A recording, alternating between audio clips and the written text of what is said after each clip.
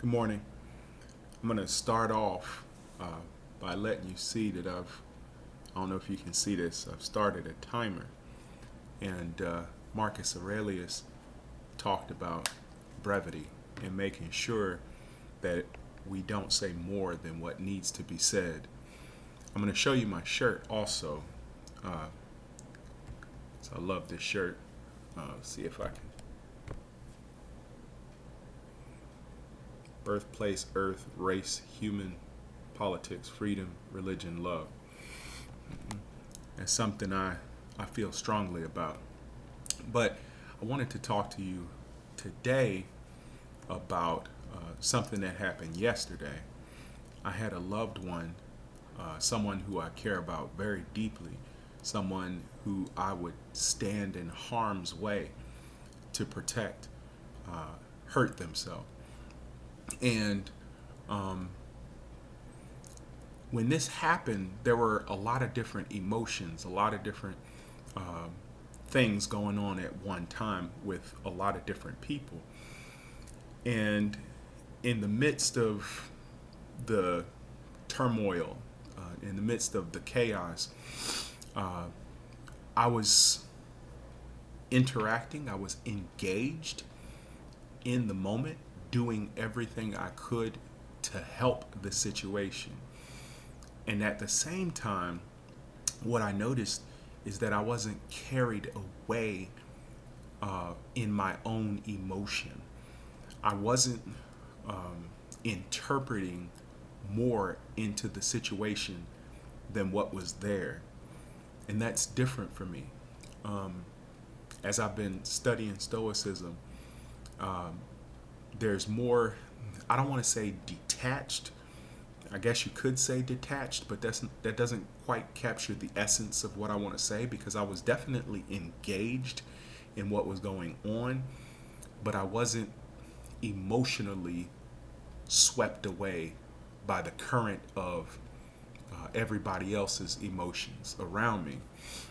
It reminds me of a story I read, and I've read different books, so I'm not sure which one it's in. Maybe you know, where someone came and reported to a gentleman that his son had died, and the gentleman replied, "I always knew that he was mortal." And that goes with the Stoic mindset of being practical. It also goes with the Serenity prayer.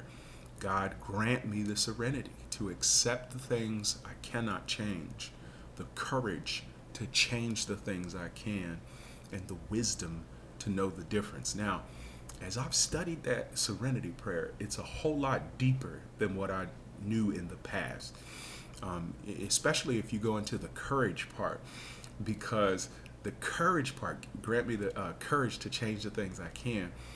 It has, some people when they first start practicing philosophy, they go to one extreme or the other. It's okay. I'm going to be totally detached. I know that's what I did when I came across something that I felt like, okay, I can't change this.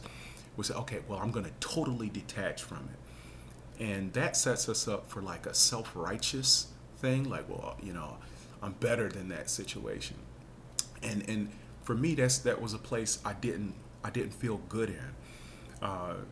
And then there's the other extreme where it's like, okay, well, I'm gonna make this happen. Okay.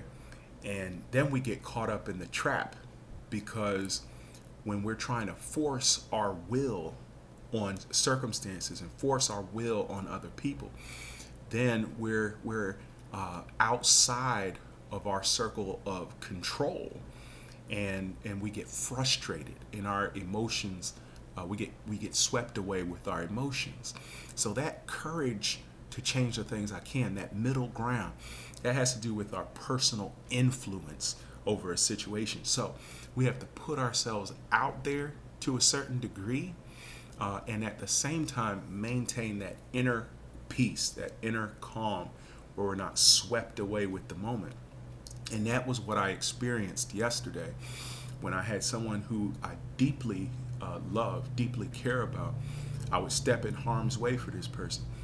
that was suffering and going through something, and yet I was able to maintain a certain composure while being actively engaged in trying to come up with a solution, trying to help this person. So that's what I wanted to share with you today, and I hope that your day is going well. I look forward to hearing what you have to share, and have a good day.